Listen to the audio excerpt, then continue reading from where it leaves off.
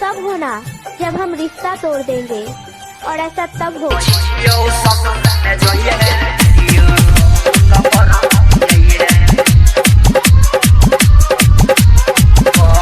अजय दीवाना मलमल। शादी के दिन ठेका गेलो जान गई दिल से तू नहीं हटोये है। शादी के दिन ठेका गेलो जान गई दिल से तू नहीं हटोये है। कहै छियौ ससुरा में जइए गई जान, कहै छियौ ससुरा में जइए है। वीडियो कॉलिंग पर बतियाई है। कहै छियौ ससुरा में जइए है। वीडियो कॉलिंग पर बतियाई है।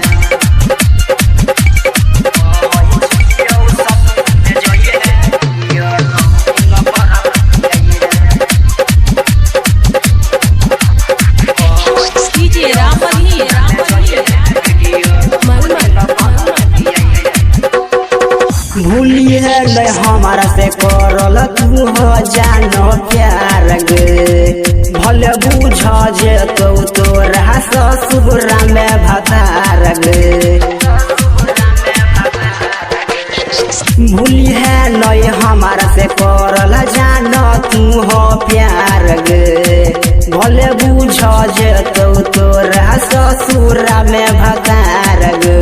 गलियों जे हम हबीबो के मोबाइल उहो छुपा के रखी है। कहै छियौ ससुरा में जइए गजान, कहै छियौ ससुरा में जइए है। वीडियो कॉलिंग पर बतियाई है।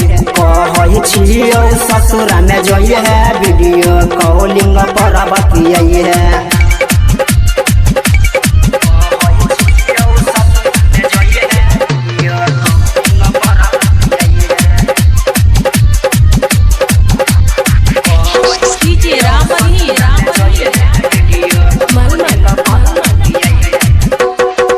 वीडियो कॉलिंग पर देख बहुत हर सफल गे। छही तू है गे जान हमर कुमार के तमाल गे।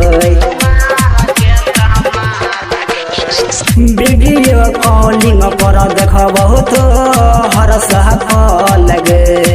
छही तू हो गे जान हमर कुमार के तमाल गे।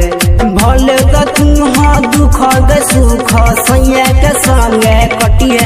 कहै छियौ ससुरा में जइए गजान, कहै छियौ ससुरा में जइए है। वीडियो कॉलिंग पर बतियाई है। कहै छियौ ससुरा में जइए है। वीडियो कॉलिंग पर बतियाई है।